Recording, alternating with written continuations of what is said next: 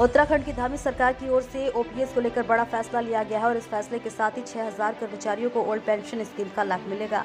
फिलहाल कैबिनेट की बैठक के लिए गए फैसले का पुरानी पेंशन की लड़ाई लड़ रहे संगठन का स्वागत किया गया है।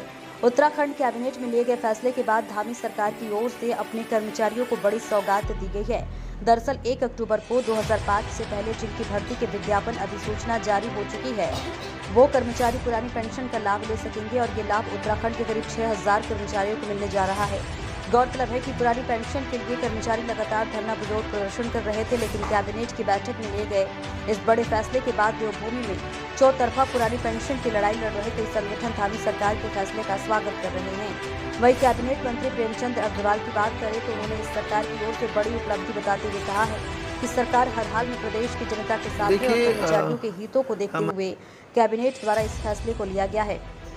हालांकि एक तरफ जहां कैबिनेट में लिए गए फैसले पर बीजेपी इसे सरकार की साफ नीति और नीयत करार दे रही है, तो वहीं कांग्रेस की ओर से इस फैसले को खुद जीत बताया जा रहा है।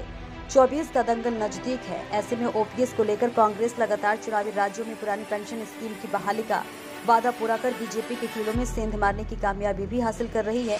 लेकिन अब देखना होगा कि देवभूमि उत्तराखंड में पुरानी पेंशन की बहाली का ऐलान बीजेपी के लिए संजीवनी का काम करेगी या फिर सियासी फिजा को और गर्म कर देगी।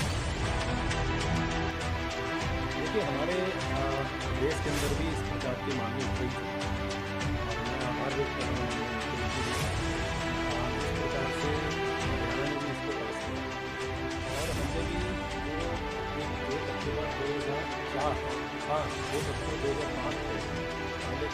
देखिए, कर्मचारी उनको इसका लाभ मिलेगा और उनको एक 3 महीने के लिए उनको एक हमने समय अवधि दी है जिसमें वो ऑप्शन अपना देंगे और उसके बाद हमारे लगभग 7000 लोगों को इसका सीधा लाभ मिलेगा।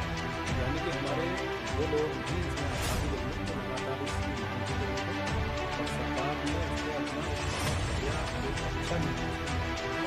देखिए, अक्टूबर 2005 से पहले के कर्मचारी वो पहले से ही ओल्ड पेंशन का लाभ ले रहे हैं।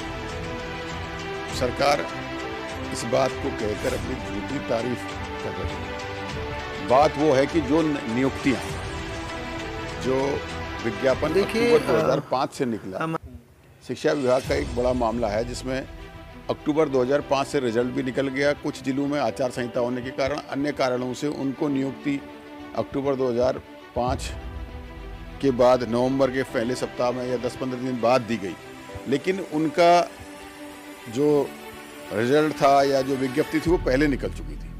तो उन सब लोगों को पहले से ही सरकार ने पुरानी पेंशन का लाभ देना चाहिए। सरकार ये सिर्फ अपनी झूठी वाहवाही कर रही है।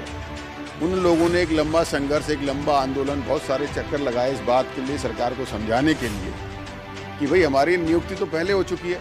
जो ज्वाइनिंग देने में देरी की गई कुछ जिलों में या कुछ जगहों पर, वो यार नियुक्ति हमारी पहले हो चुकी है, अक्टूबर 2005 से पहले हो चुकी है हमारी नियुक्ति, तो हमें तो ओल्ड पेंशन का लाभ मिलना चाहिए।